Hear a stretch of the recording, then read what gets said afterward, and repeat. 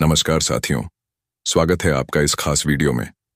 आज हम बात करेंगे ईपीएस 95 पेंशन योजना से जुड़े उस संघर्ष की जो कई वर्षों से जारी है।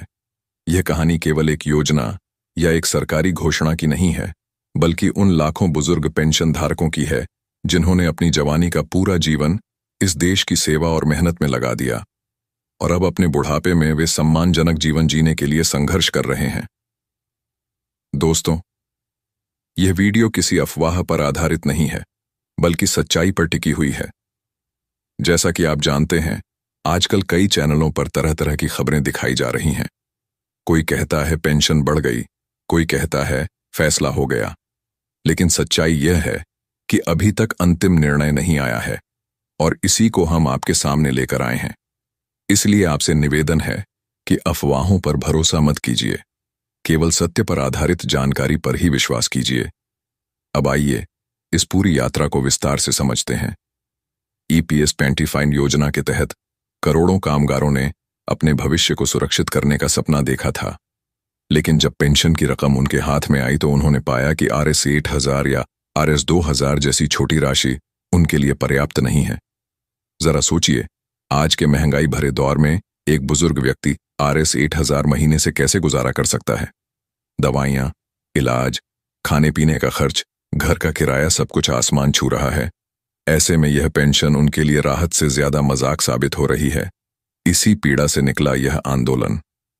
देश भर में लाखों पेंशन धारक सड़कों पर उतरे, ज्ञापन दिए, धरना प्रदर्शन किए और यहां तक कि दिल्ली तक की यात्रा की। कमांडर अशोक रावत जैसे नेताओं ने इस आंदोलन को दिशा दी और आवाज को बुलंद किया। उनका कहना है कि जब तक पेंशन कम से कम 800 और महंगाई भत्ता नहीं मिलता, तब तक यह संघर्ष जारी रहेगा। सुप्रीम कोर्ट में भी इस मुद्दे पर कई बार सुनवाई हुई है। अदालत ने साफ कहा कि पेंशन धारकों का हक मारा नहीं जा सकता। कोर्ट ने सरकार और ईपीएफओ को कई निर्देश दिए और कहा कि नियमों को सरल बनाया जाए ताकि ज्यादा से ज्यादा लोग इसका लाभ उठा सकें। लेकिन जमीनी स्तर पर अभी तक पूरा अमल नहीं हो पाया है। यही वजह है कि पेंशन धारक अभी भी न्याय की प्रतीक्षा कर रहे हैं। अब बात करते हैं हाल के अपडेट की।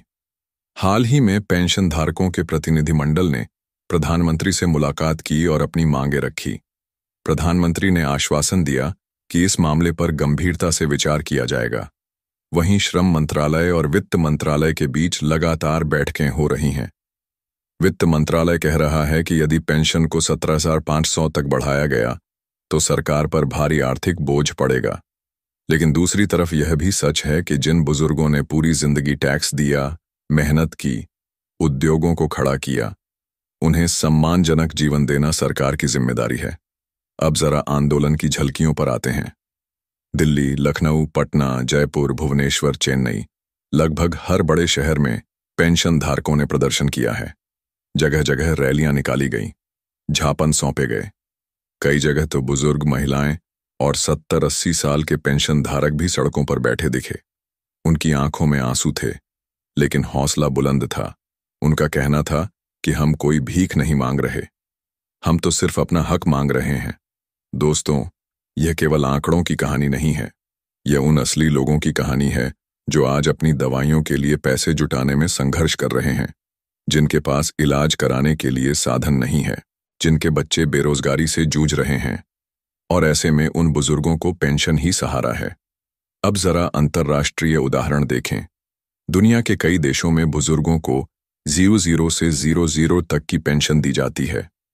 वहां सरकारें अपने वरिष्ठ नागरिकों का पूरा ख्याल रखती हैं, जबकि भारत में अभी भी ईपीएस एंड टाई पेंशन धारक न्यूनतम राशि के लिए लड़ाई लड़ रहे हैं। यह तुलना हमें यह सोचने पर मजबूर करती है कि आखिर कब हमारे यहाँ भी ऐसा समय आएगा जब बुजुर्ग बिना चिंता के जीवन जी सकेंगे। ताज़ा अपडेट यह भी है कि ईपीएफओ ने कुछ राज्यों से डाटा मांगा है ताकि पेंशन धारकों की वास्तविक संख्या और वित्तीय बोझ का अंदाजा लगाया जा सके। वहीं संगठन लगातार दबाव बना रहे हैं कि इस बार किसी भी हाल में पेंशन बढ़ानी ही होगी। अब सवाल उठता है, सरकार चुप क्यों है? दरअसल सरकार कहती है कि इस पर काम हो रहा है, लेकिन वित्तीय गणनाओं में समय लग रहा है। लेकिन जमीन पर जो पेंशन धारक हैं, उनके पास इतना समय नहीं है। हर रोज उनकी जिंदगी मुश्किल होती जा रही है। अब दोस्तों, आइए हम सब मिलकर यह ठान लें कि इस संघर्ष को अंत तक पहुंचाना है।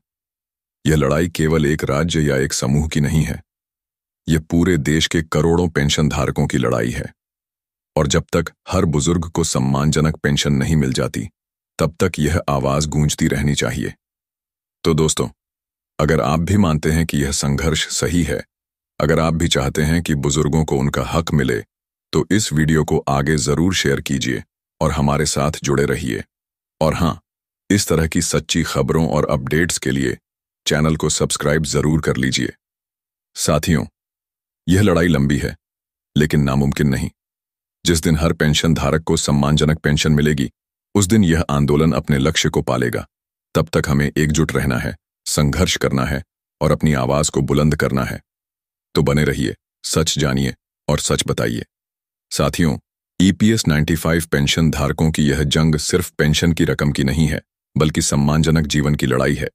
यह संघर्ष लंबा जरूर है, लेकिन नामुमकिन नहीं। जिस दिन हर बुजुर्ग को 7,500 और महंगाई भत्ता मिलेगा, वही दिन इस आंदोलन की सच्ची जीत होगी। आपसे एक छोटा सा अनुरोध है, इस वीडियो को शेयर कीजिए ताकि यह आवाज और बुलंद हो सके। अपनी राय कमेंट में जरूर लिखिए और चैनल को सब्सक्राइब कर लीजिए ताकि ईपीएस 95 से जुड़ी हर सच्ची और ताज़ा जानकारी आपको सबसे पहले मिले। याद रखिए, एकजुट होकर ही जीत संभव है। मिलते हैं अगले अपडेट में। तब तक संघर्ष जारी रखिए और हक के लिए आवाज उठाइए।